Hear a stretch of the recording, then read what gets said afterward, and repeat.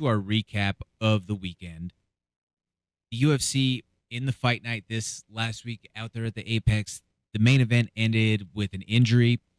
It's been revealed now that Rafael Fiziev suffered a torn ACL in that second round TKO against Mateus Gamrot. All credit to Gamer for getting the win. I mean, you can't really count anything against him in that respect, simply because he did everything that he could. You can't account for injuries, so when you can't say that, well, he doesn't deserve to take that next step in the rankings, right? Just because Fiziev got injured.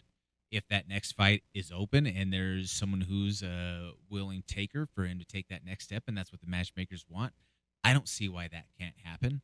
Whereas there were some of the detractors of the naysayers saying, well, maybe he needs to now defend his spot. I don't know.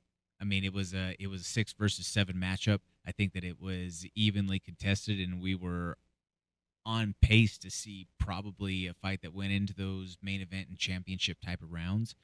But again, best of wishes and speedy recovery to Ataman Rafael Fiziev, because that guy, I mean, he's a true talent there in the 155 division. But I do also, I think that not necessarily that it goes into what I said last week as far as the car crash factor post fighting Justin Gaethje, but who knows? I mean, that is a catastrophic injury that happened immediately following fighting him. So I I don't I don't know. I think that there could be something there. There might be nothing there.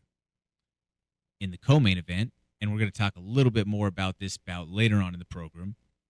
Thug Nasty Bryce Mitchell, he went to war with Dan Ige.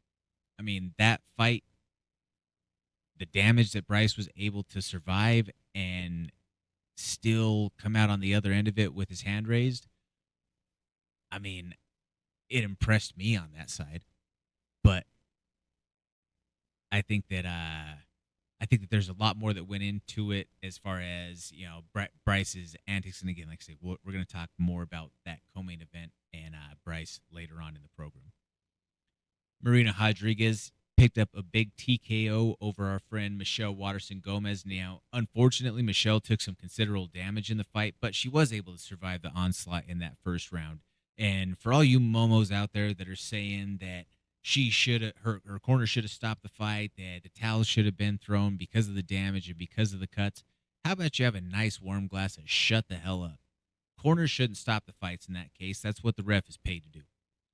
Charles Jourdain continues to forge his path in the UFC featherweight division as he picked up another finish, and this time by guillotine. For Charles Jourdain, Josh and I have talked many a times on this program that we have thought that he's one of those bright young prospects in this division. He's one of those guys who has a dynamic skill set, but there were certain areas where there's still opportunity. Fair to say, he's still a prospect on the rise, and he's in a very talent-rich division. But we're now seeing more layers of his game continuing to blossom and continuing to develop. And again, I just love watching Charles Jourdain fight. I think he's must-see TV anytime that he's on the card.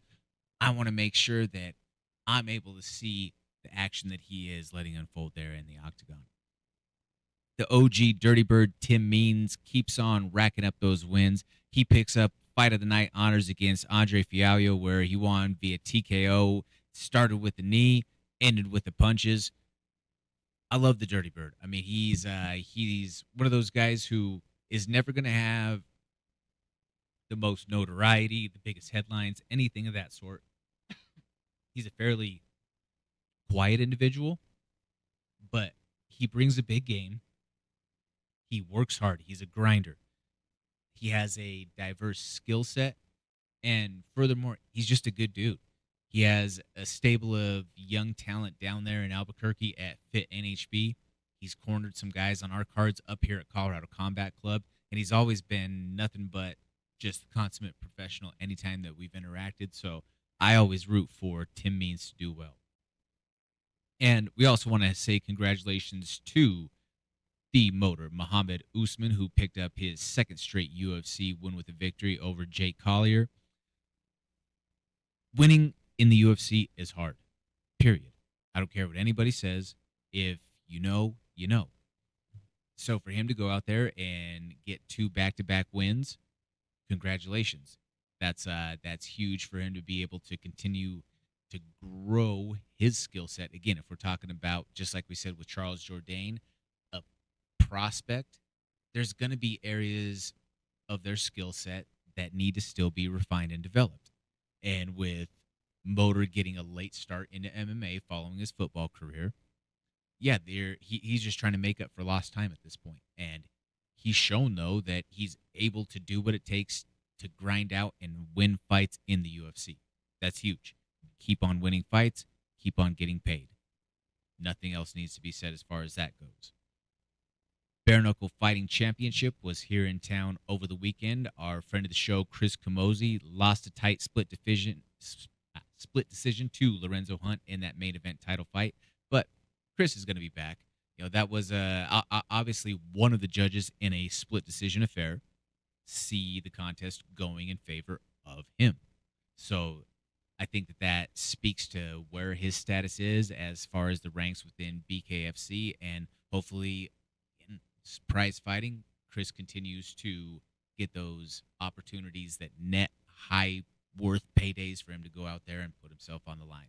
So we will see Chris Camozzi back out there. Congratulations to Carlos Calderon of Elevation Fight Team, who won by guillotine for Combate Global this last weekend. Carlos is a great dude. Talk to him at pretty much every local show. Folks, the fight community isn't that big.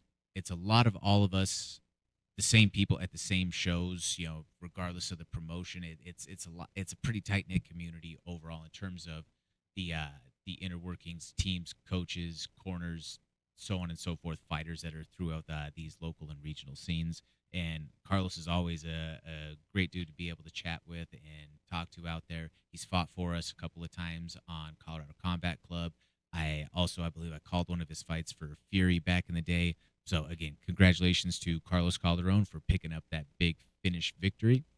And we had Top Shelf Entertainment Boxing Edition Volume 2 down in Pueblo. Anthony True Soja Soto won by unanimous decision in the main event. Had the honors of doing commentary for that show.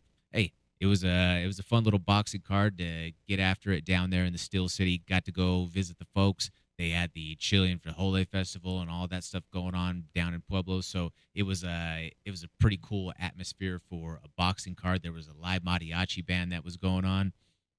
It was a spectacle, if you will, and as far as the entertainment goes, and it was a fun thing to be a part of.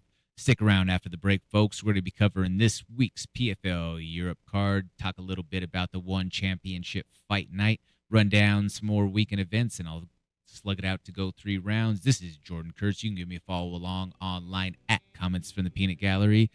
This is the MMA Plug presented by the Fan Cave on 98.1 FM, Mile High Sports Radio. Thank you so much for watching. Please hit that like, share, and subscribe button. That helps us continue to produce this original MMA content and bring it for you every single week. Tune in to the MMA Plug presented by Fan Cave on 98.1 FM, Mile High Sports Radio.